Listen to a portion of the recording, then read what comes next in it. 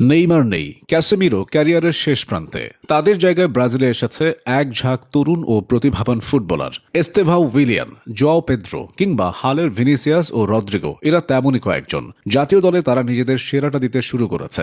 সবাইকে ছাপিয়ে Estevao Willian ছুটছেন অদম্য গতিতে। ব্রাজিলের জার্সিতে প্রথম 3 ম্যাচেই তিনি 3টি গোল করে ফেলেছেন। এস্তেভাওকে অনেকে দ্বিতীয় নেইমার বলে। নেইমারের সাথে তুলনা করার কারণ তার ড্রিবলিং দক্ষতা অসাধারণ। ডান প্রান্তে খেলে তিনি দারুণভাবে কেটে ভেতরে এসে গোল করার চেষ্টা করেন। এছাড়া এস্তেভাওয়ের গেম অ্যাওয়ারনেস চমৎকার। মাঠে খেলার গতি ও প্রকৃতি বোঝার সহজাত ক্ষমতা আছে তার। পরিস্থিতি বুঝে সিদ্ধান্ত নিতে জানেন বলে 18 বছর বয়সেই তিনি বেশ পরিণত। এই অল্প বয়সেই ইউরোপিয়ান ফুটবলে চেলসির হয়ে তার পথ চলা শুরু হয়েছে।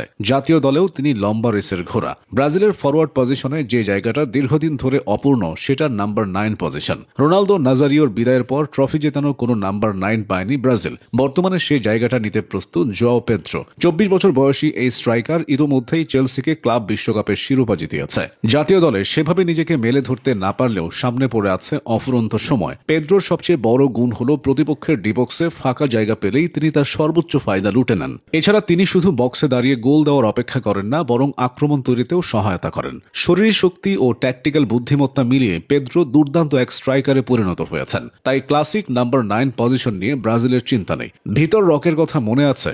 এই তরুণ প্রতিভাকে নিয়ে ব্রাজিলে যেমন উন্মাদনা, ইউরোপেও তেমন আগ্রহ। খুব কম বয়সেই তার পরিপক্কতা, অফ দ্য বল মুভমেন্ট এবং ডিফেন্ডারদের জন্য লাগাতার আতঙ্ক হয়ে ওঠার ক্ষমতা তাকে আলাদা করেছে। অনেক আশা নিয়ে বার্সেলোনায় পাড়ি জমিয়েও সুবিধা করতে পারেননি। তবে ডন কার্লো এসে রককে জাতীয় দলে ফিরিয়েছেন। ভিতর রকের সবচেয়ে বড় শক্তি হল তার দৃঢ়চেতা মানসিকতা। বল হারালেও হাল না ছাড়া, প্রতিটি পজিশনে নিজের সর্বোচ্চটা দিয়ে লড়াই করা এবং সুযোগ পেলে গোল করা।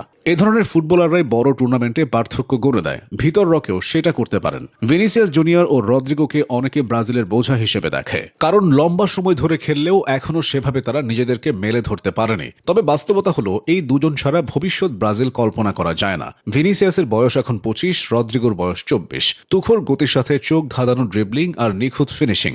ফুটবল বিশ্ব ভিনিসিয়াসের জাদু আরও আগে দেখেছে রিয়াল মাদ্রিদের জার্সিতে। ক্লাব ফুটবলে কয়েক বছর থেকেই তিনি বড় তারকা। অসাধারণ নৈপুণ্যে রিয়াল মাদ্রিদকে একাধিক চ্যাম্পিয়ন্স লিগ জিতিয়েছেন। বাকি আছে জাতীয় দলে নিজেকে মেলে ধরার।